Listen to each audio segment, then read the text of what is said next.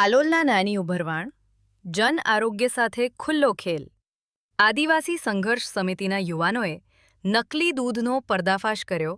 પંચમહાલ જિલ્લાના હાલોલ તાલુકાના વેડ ગામેથી બનાવટી અને કેમિકલયુક્ત નકલી દૂધનો ચોંકાવનારો કિસ્સો સામે આવ્યો છે. ગ્રામ્ય વિસ્તારની વિશ્વાસ અને ઈમાનદારીને કચડી નાખે તેવો આ કારોબાર ગામની યુવા સંઘર્ષ સમિતિના જાગૃત યુવકો દ્વારા પર્દાફાશ થયો છે.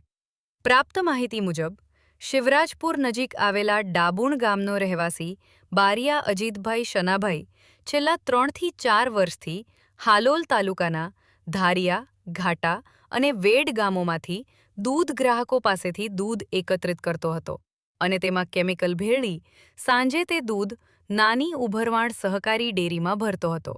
કેમિકલયુક્ત નકલી દૂધ તૈયાર કરી ડેરીમાં ભરવું એ સીધું જ લોકોના, ખાસ કરીને નાના બાળકોના આરોગ્ય સાથે કરાયેલ ગંભીર ગુનો છે. આ ડેરી મારફતે દૂધમાંથી બનતી ખાદ્ય વસ્તુઓ શાળાઓ સુધી પહોંચતી હોવાની શક્યતા હોવાને કારણે સમગ્ર તાલુકામાં ભય અને રોષનો માહોલ સર્જાયો છે.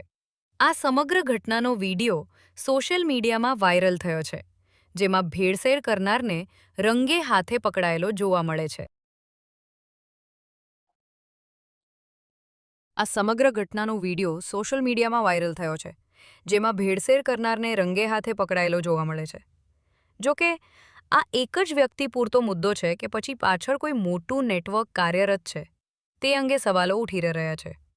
સ્થાનિક ગ્રામ્ય સમિતિ અને જાગૃત નાગરિકો દ્વારા કડક માંગ ઉઠાવવામાં આવી છે કે આ સમગ્ર કિસ્સામાં તાત્કાલિક ગુનો દાખલ કરી ફૂડ એન્ડ ડ્રગ્સ વિભાગ તથા પોલીસ તંત્ર દ્વારા સઘન અને નિષ્પક્ષ તપાસ હાથ ધરવામાં આવે.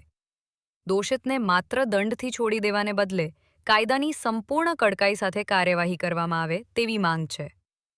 જો આવા ગંભીર ગુનાઓ સામે તંત્ર સમયસર અને કડક પગલાં નહીં ભરે તો ગ્રામ્ય વિસ્તારોમાં જન આરોગ્યને ભારે નુકસાન પહોંચવાની શક્યતા નકારી શકાતી નથી.